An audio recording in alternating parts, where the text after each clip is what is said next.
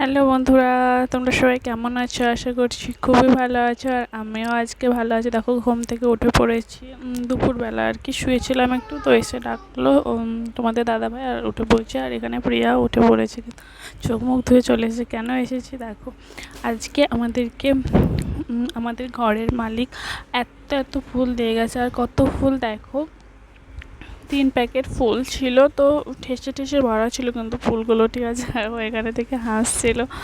দেখো ফুলগুলোকে আমাদেরকে এখন ছিঁড়তে হবে, মানে ফুলের পাপড়িগুলোকে আলাদা করতে হবে।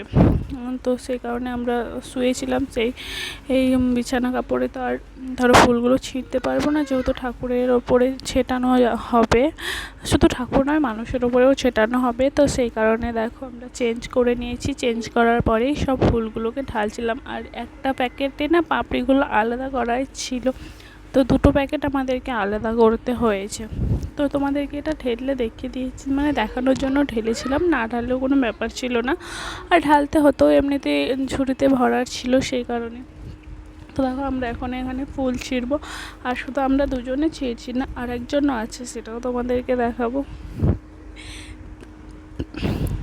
তো মানে এত ফুল দেখো, মানে ফুল ছিঁড়তে কিন্তু ভালোই লাগছিল আমাদের। তো দেখো দেখো এখানে আর একজনও চলে এসেছে।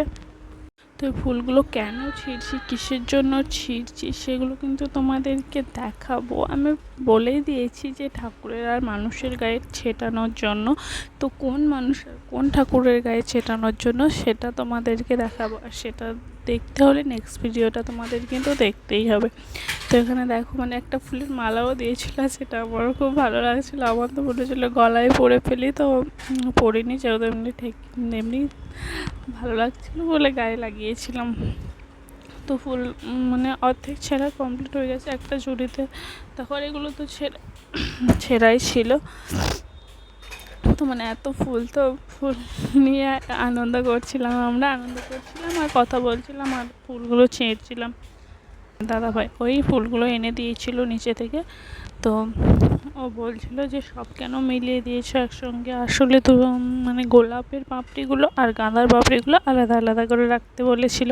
তো আমি কী করে সবগুলো একসঙ্গে ঢেলে দিয়েছি। ও ভেবেছে সব মিলিয়ে দেবো, কিন্তু না, মিলাইনি, তোমাদেরকে দেখানোর জন্যই একসঙ্গে ঢেলেছি, নইলে ঢালতাম না, প্যাকেট থেকেই ছিঁড়ে ছিঁড়ে রাখতাম। তো যাই হোক, ও চলে গেল।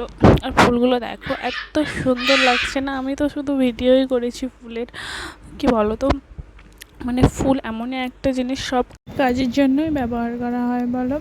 ফুল ছাড়া যেন কোনো কাজ, যে কোনো কাজই অসম্পূর্ণ। তো দেখো ফুল ছেড়ে আমাদের প্রায় কমপ্লিট হয়ে গেছে।